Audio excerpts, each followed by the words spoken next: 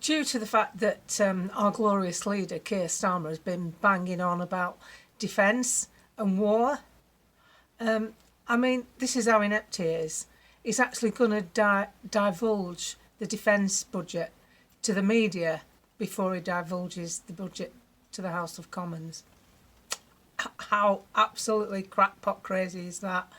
Do you remember when Gordon Brown announced he was going to sell our gold off, forewarning the markets that this big sale was going to come? He might as well put it on eBay. These people are so inept, they're so institutionalised and such rubbish politicians. Anyway, I decided to take to the keyboard and it's had astounding numbers of views. I didn't want to be too accusational because I don't want to end up, with the hate speech police at my door. So I said about Keir Starmer, I'm not too keen on any politicians jockeying for war, especially this current Prime Minister, who has the appeal of a leaf blower when you've got a splitting headache. He's probably the only kid that had dry eyes after watching Bambi.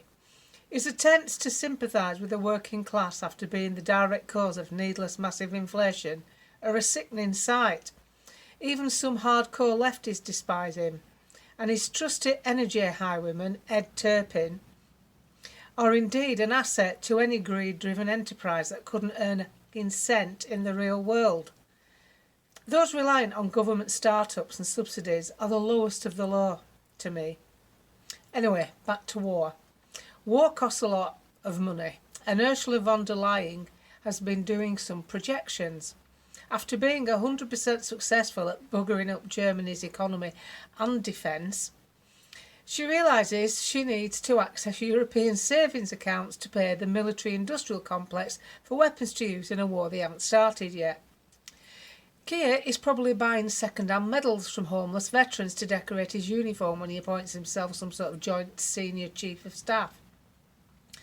He'll be doing Lord Ali a solid by giving him a place in some bunker as we scavenge for food with our skin falling off after Russia sends one of their Fukovsky missiles. Whilst I do not for 1 minute think Russia wants to invade Europe or fight the British. Everyone reaches their breaking point though. I'm sure many may disagree with this content, but they'll probably be the ones on site wards masturbating to photos of Lego head Rachel from accounts, who, from her CV, could have spent some time on OnlyFans. Well, she's done everything else, hasn't she? So I put that on my page, and it got thousands of views and very popular on Facebook because it's a bit tongue-in-cheek while still slapping him in the face like something off Monty Python. Just to show you how out of touch he is, earlier this morning he put a tweet out. My first duty is to keep the British people safe, which is why national security is a foundation of my plan for change. Our £5 billion investment into defence will create hundreds of jobs, boost the economy and defend our country. It's had 174,000 views, right, and it's only had 921 likes. I responded, the biggest threat, second to you of course, to the British people are those floating ashore in rubber boats, not strapped to some Fukovsky missile from Russia. My quote response has been seen by 4,000 people and has had 960 likes. If that's a ratio, who's reading the room right? I mean, this man is so out of touch with the people. He's just getting on with what he wants to do, devoid of any democratic process. And this has got to stop. It's undemocratic, but the EU is also undemocratic. They've just overturned a vote in Germany to stop migrants. It was democratically voted to stop the influx of migrants, and the German Chancellor has overturned it. James Melville writes, he's in our WhatsApp group. Well, he starts them all, actually. And he's a pretty cautious man. He's not, doesn't take any risks with his account. Keir Starmer's warmongering rhetoric against Russia is pompous, conceited, delusional and bloody dangerous. Real security comes from providing genuine security at home rather than poking the bear of a military superpower. Anybody else agree with that? Because I retweeted it, I certainly do. We're not secure. We've got people coming into the country that make up a high proportion of our criminals. They are part of the criminal element. They're not assimilated. They don't get taught to it. They don't get any lessons in how to do it. If you go and emigrate to America, you've got to sign allegiance to the flag. You've got to prove you can speak English, and you go through a ceremony. At least it's a barrier. At least it's something to make us think, yeah, you've got genuine reason to be here, and you're coming to contribute, not to bleed us dry. But the trouble is, our benefit system is particularly generous, and we're the easiest country in the world to work on the black. I'll read you what Matt Goodwin said, because I know a lot of you don't do Twitter and that. Matt Goodwin, he's a really good commentator. He's got a slot on GB News. He supports reform. Once again, this time Germany, a court has overturned an attempt by a democratically elected government to reject asylum seekers. An activist judiciary is now consistently blocking the rights of nations to control their own borders and respond to legitimate concerns of voters. You see how important the courts are? They've all been politicised, even overseas. How are you supposed to run your country? Because the judiciary is supposed to be separate to the legislature. The legislature's parliament. The judiciary is it's the legal side of it, and the king is supposed to be separate to that in our country. But how can we function when you've seen what's been going on with the judiciary, with things like Lucy Connolly? They're supposed to have overcrowded jails, yet there were 40 empty cells next to Tommy Robinson. Subsequently, when he was moved, I think it was 16 empty cells.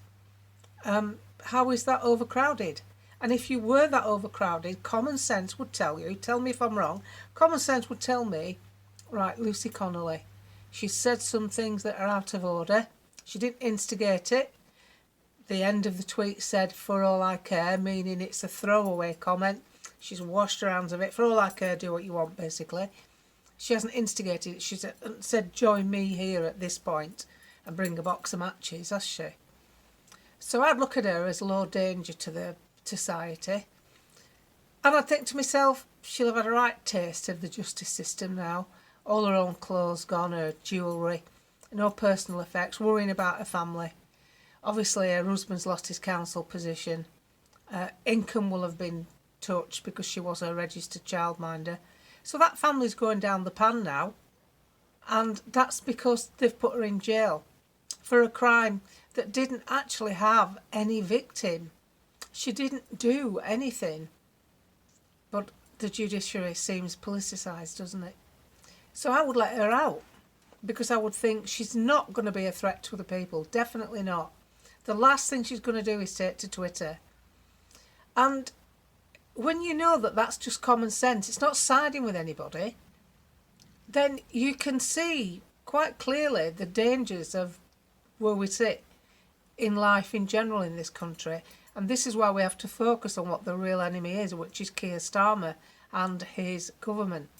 His government are useless, actually. They're not fearsome, I'm not afraid of them. But the trouble is, when power's in the wrong hands, idiotic thinking takes over. And you've got the idiots in Brussels teaming up with this idiot that we've got in our country and that loon of loons in Canada. And they're all following a set plan. So we'll have a chance to demolish that in 2029. And the only thing that could stop that is some sort of emergency measures for things like war. And then you listen to how he's been talking about defence. Not only that, imagine telling the media before you tell your own parliament, your own cabinet, your own parliament, the whole of it. That's stupid. That's utterly stupid. It's dangerous and he's egotistical. And he's not interested in the people. We have a tyrant. There's no two ways about it. We have fighting tyranny. Starmer put a post up yesterday, 1.8 million views, 4,760 likes. Now with Twitter, if you've had 1.8 million views, you would expect at least 50,000 likes. I did a post that had 1.8 million views and it had 75,000 likes. He's only got 4,000. I responded. This is where he's saying, you have every right to be angry about the small boats crossing the channel. I'm angry too. Blah, blah, blah. It's not worth reading out. It's boring bugger. So I've put, you could stop them if you wanted. You're just gaslighting the public. Plus, you're trying to convince us that Russia wants to invade Europe. You and von der Leyen are more of a threat to Europe than Putin. I'd be ashamed if you were my husband. Now, ironically, that's had 39,000 views and 4,500 likes. So, again, reading the room right. I'm not blowing my own trumpet. What I'm doing, I'm pointing out how inept he is. My response, which is a nothingness comment particularly, other than I would be ashamed. I'd die if he were my husband. I'd be cringing. I'd be saying, shut your bloody gob, will you? You're showing us up. But she's probably not interested because I think they were actually split up, weren't they, when he took office? I don't think they were actually together. Rumour has it, I'm far bit from I'm really good at rumours. I love them. They make politics interesting, don't they? So I decided to screenshot it. So I screenshot it, but how come your post got similar likes to my post? And yet you've had 1.8 million views. So yet again, I've had a lot of likes to that one. But it's the only way you can fight back, because what happens, whoever's running his page, it won't be him. Like, it's not him that runs Rupert Law's account or Nigel's, it's a team of people. What they do, they look at this to gauge the reaction of the public. They punt a lot of stuff out on. Twitter's a much quicker reaction to Facebook. Facebook tends to have people on that are in groups, like for hobbies, horse riding, photography, whatever, and they look at things like Lab Bible. They use it for entertainment a lot of the time, and then come across political posts. They don't necessarily join Facebook to get political, but they'll join Twitter to get political. So they'll go off what's happening on Twitter, and it's quicker. It's very, very quick. A lot of the media get their leads from Twitter. Anyway, bit of uplifting news. You know the policeman Lorne Castle, who got sacked for doing his duty in Bournemouth? I contacted him.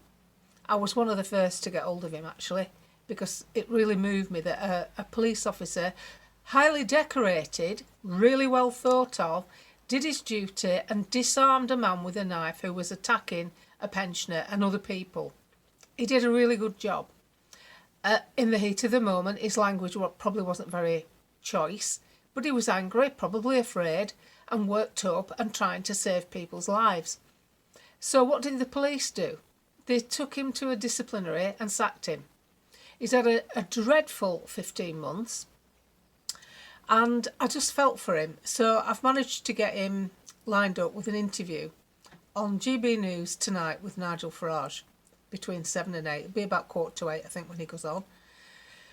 And hopefully, from that, he could become a regular pundit on GB News, which gives him an opening for all his knowledge. This is a really fine young man with a young family to support that's been cast aside by woke management of a police force that's getting neglected. They're not churning out proper coppers. How do I know that? Because proper coppers tell me. I have a shed load of coppers follow me, and privately they talk to me. Some of them can't wait to retire. Some of them are sickened with how the force has gone. And I take my hat off to them. It cannot be easy. So that's a bit of good news to end on. Hopefully something will come of that for this young man. But, you know, to talk about war and weaponry and, you know, these people, the third-rate politicians. You've only got to look at Europe. Von der Leyen crippled German defence and then gets top job in Europe. Christine Lagarde actually found guilty, arrested and tried and found guilty, but no sentence served because she was the head of the IMF. And what happened to her? She got promoted to the head of the ECB. You can't make it up. Carney, Bank of England, made it a shambles. Where is he now? Running Canada. These people just get moved around like chess pieces. They never go away. They never go away. Mark Rutte, that awful man from Holland who's tried to decimate farming and the Dutch economy. Where is he now? Oh, that's right, he's running NATO. It's like every day there's a reason to put your head in your hands. I prefer to just use one finger and use it on Twitter quite a lot to a lot of these characters that are buggering my life up. My final few years have been spent being an activist. Someone said to me, June, have you seen this? She sent a screenshot of something one of her mates had said. She's a woman from Lancashire. She's 86. She's off Facebook at 86. I think that's marvellous. She said, hey, I'm following that lass that you know. That their activator. Activator, like I'm carrying some sort of electric current across the Atlantic. Activator, June Slater. I'll take that. I don't mind that. We've got to keep going, keep talking, keep waking people up to see what's going on. There's one thing you don't need to wake them up to, and that's how despicable Keir Starmer is. That seems to be common knowledge. And as I've said before, the reason I back reform, it's not because I'm some lapdog fangirl, as some people suggest. It's because I want to survive.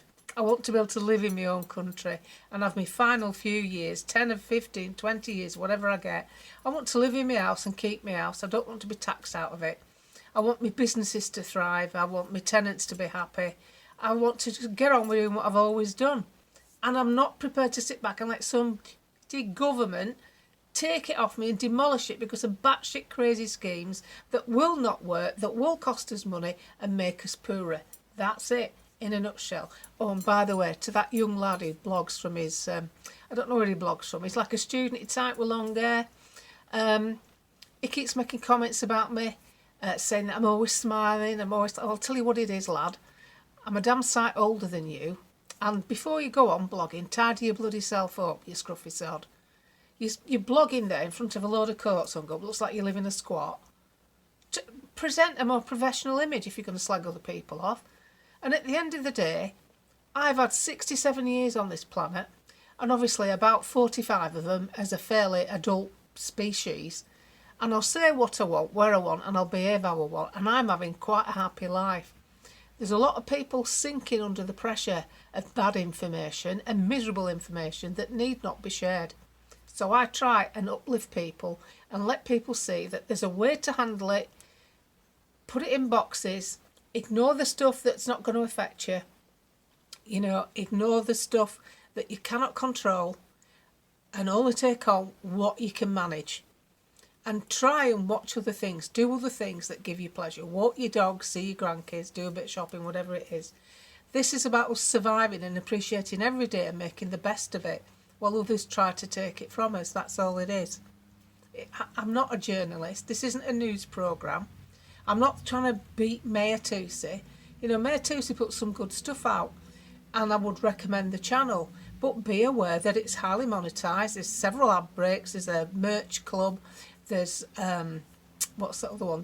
There's a membership club, and he's making money. It's his living. He's doing it for a living. So he'll do it like people do who present news for a living. He's got to sensationalise it to keep you interested. It's got to be like, oh no, what's happening now? I'm not doing that. This is like calling at my house for a cup of tea. We're talking to each other. I speak to you, then I look on the thread to see what you've said, and I click a heart to let you know I've seen you. And I might comment, but I've got to try and get through a lot of what you say. And sometimes I use your content in other posts because some of you come up with some pretty good ideas and I like the way you speak. So this is different. This is not like a news channel. And don't follow it if you want news. I can keep you up to date in how you can handle yourself with politicians. That's all right because I've been at it a long time. But don't expect me to be on every 2 minutes because I'm not earning a living from this. This is not my living. My living's doing something else. It's a passive income that I have to keep an eye on. So all I can say is I'm quite happy with how I present myself and I have no intention of changing.